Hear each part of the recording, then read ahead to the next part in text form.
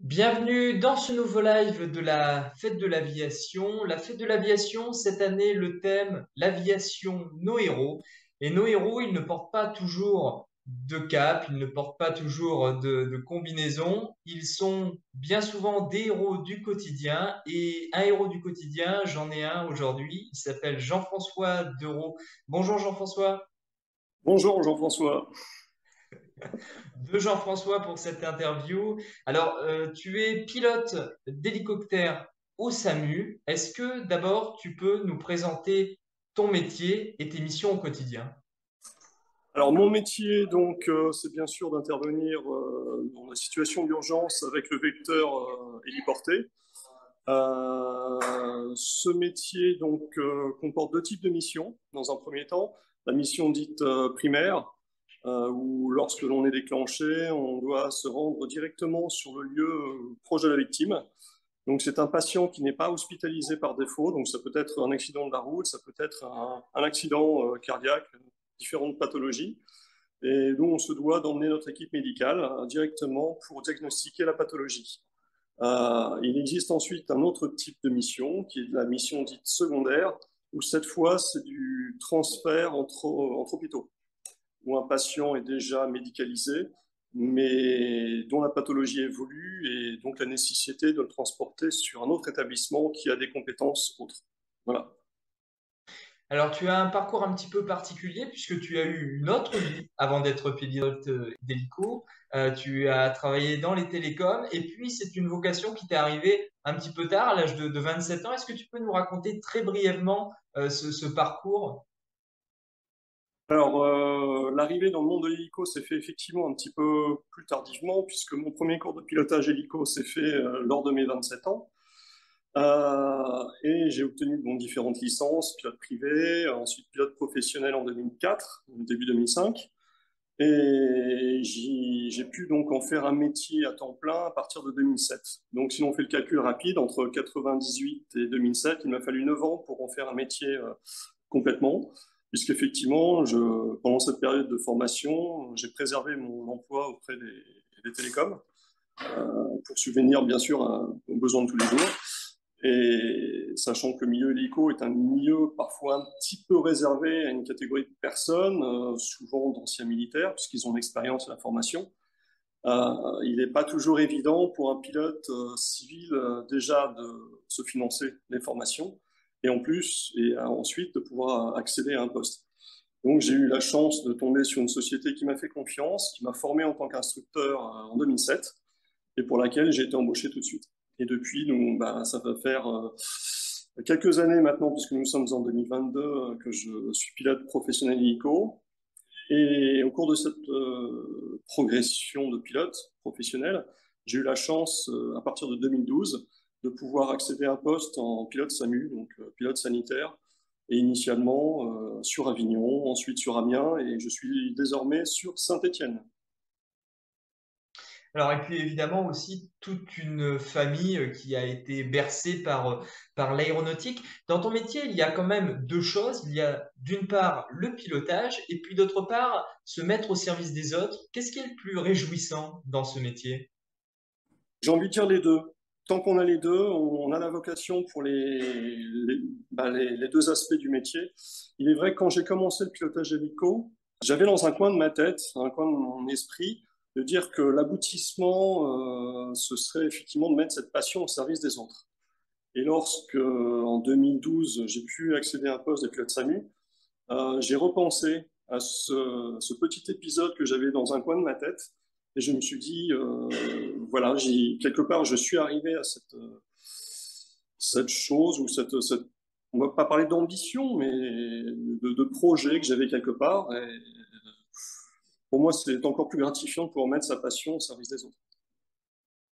Tes journées, on les imagine dans les airs presque tout le temps. Est-ce que tu peux nous raconter, allez, la journée type d'un pilote d'hélicoptère au SAMU, s'il y en a évidemment? Alors, la journée type, j'ai envie de dire, c'est très aléatoire. Il n'y a pas de, c'est comme les probabilités, hein, il n'y a pas de stéréotype, tout dépend des zones dans lesquelles on évolue. Il y a des SAMU qui ne fonctionnent exclusivement que de jour et des SAMU qui sont H24. ce qui est le cas du SAMU sur lequel je travaille actuellement, au SAMU de Saint-Étienne, et ce qui permet donc d'avoir la chance d'évoluer dans des univers à la fois diurnes et nocturnes, ce qui pour l'expérience et le rapport au pilotage, deux environnements différents, mais très très formateurs et complémentaires.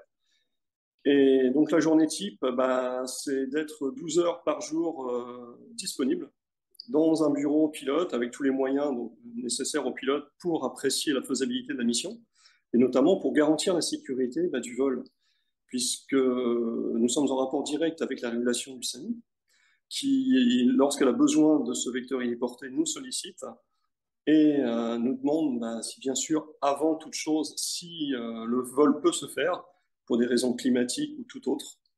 Ça peut être un problème de maintenance, problème météo auquel nous sommes le plus souvent soumis, bien sûr. Et in fine, j'ai envie de dire, ça peut paraître surprenant, mais la décision finale nous incombe en qualité de pilote pour le choix du vecteur héliporté sur une mission sanitaire. C'est-à-dire que la finalité de tout cela, c'est qu'on ne peut pas mettre notre métier là de pilote hélico dans le SAMU et d'assurer la sécurité du vol pour l'ensemble des passagers médicaux, mais également bien sûr pour le patient et la nôtre en tant qu'équipage. Et pour cela, on doit faire simplement le métier pour lequel on a été instruit, c'est-à-dire respecter la sécurité. Et pour ça, on a des outils, des supports météo. Et donc, si la sécurité des vols n'est pas garantie, nous répondons à la négative au niveau de la régulation pour utiliser l'hélicoptère. Et on Voilà. comprend évidemment qu'à ce moment-là, tu as en quelque sorte la vie du patient entre tes mains finalement. Oui, quelque part. À côté de ça, j'ai des amis qui ont vécu des expériences assez éprouvantes et j'ai connu d'autres cas malheureusement tragiques qu'on a pu voir ces dernières années, où ma philosophie, c'est ne pas mettre la vie en jeu de 4 personnes pour en sauver une. Ça peut paraître surprenant dit comme ça, mais effectivement, les faits se sont parfois produits et malheureusement ont mal terminé, que ce soit au niveau du SAMU, que ce soit en sécurité civile, dans différents corps de métiers du sanitaire. Et on ne peut pas se permettre ce genre de choses. Et c'est vrai que c'est une décision parfois qui n'est pas évidente. Et malheureusement, il y a une forme de fatalité derrière tout ça. C'est-à-dire que, comme je dis souvent, on ne peut pas y avoir malheureusement un médecin derrière chaque patient, il ne peut pas y avoir un policier derrière chaque brigand. C'est malheureusement un peu le cas de l'hélico, il ne peut pas y avoir un hélico pour chaque cas urgent, on va dire, malheureusement. Et on comprend évidemment que dans ces moments-là, il y a une certaine pression avec les équipes qui t'accompagnent. Est-ce que tu pourrais nous parler de la mission qui t'a apporté le plus de satisfaction et le plus de réjouissance à un moment Oui. donné où tu t'es dit, voilà, je suis vraiment utile à faire ce que je fais? Alors, il y a sans doute plusieurs exemples. Il y en a un surtout qui m'a marqué lorsque je suis arrivé sur Saint-Étienne. Donc, ça faisait déjà 6 ans que je faisais du SAMU. Une intervention de nuit en plus, donc différents éléments se sont cumulés en termes d'appréciation et de décisions à prendre. Nous sommes intervenus dans un département autre que celui pour lequel nous sommes normalement destinés, c'est-à-dire la Loire et la Haute-Loire. Nous sommes allés en Ardèche, où parfois nous sommes sollicités.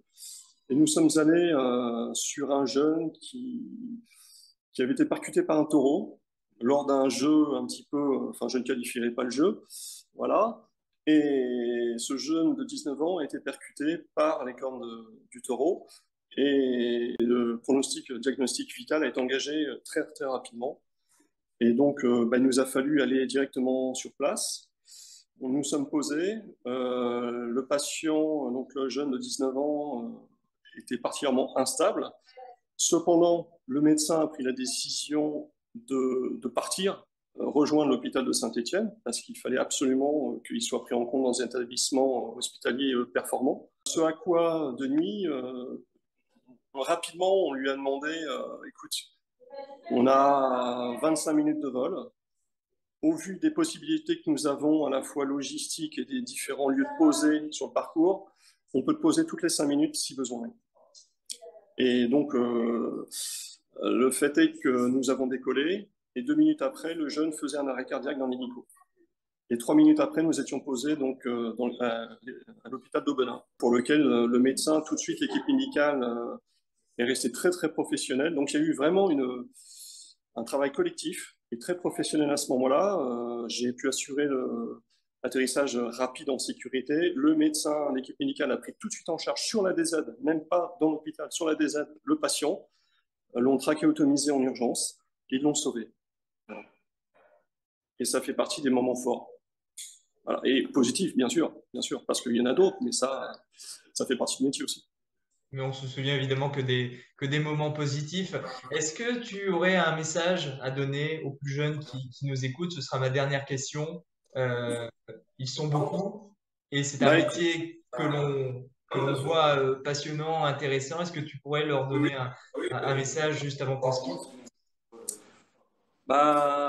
j'ai envie de dire, tant qu'on a la passion, qui est, je pense, la vocation profondément ancrée, je pense qu'il faut continuer d'y croire. Il ne faut pas non plus se voiler la face. C'est un métier qui est compliqué.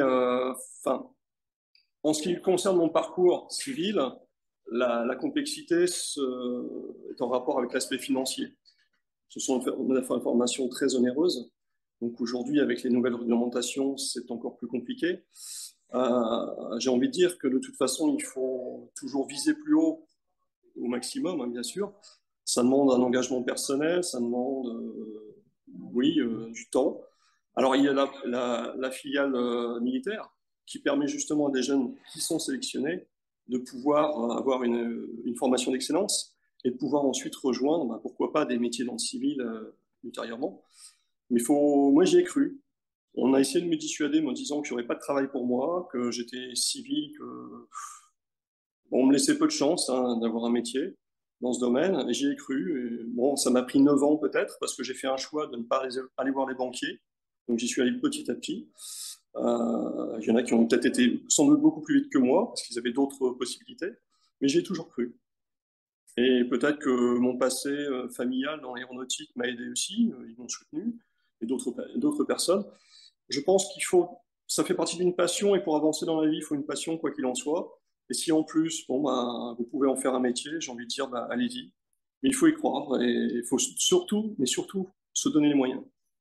Parce qu'on n'a rien sans rien, et bon, c'est une phrase un peu classique, hein, mais il faut y croire, et il faut être aussi, faire preuve d'une certaine humilité, parce que c'est un métier exigeant.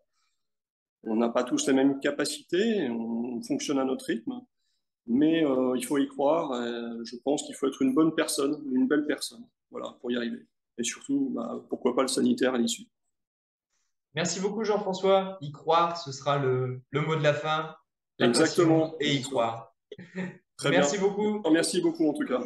À bientôt, Jean-François. À bientôt. Au revoir.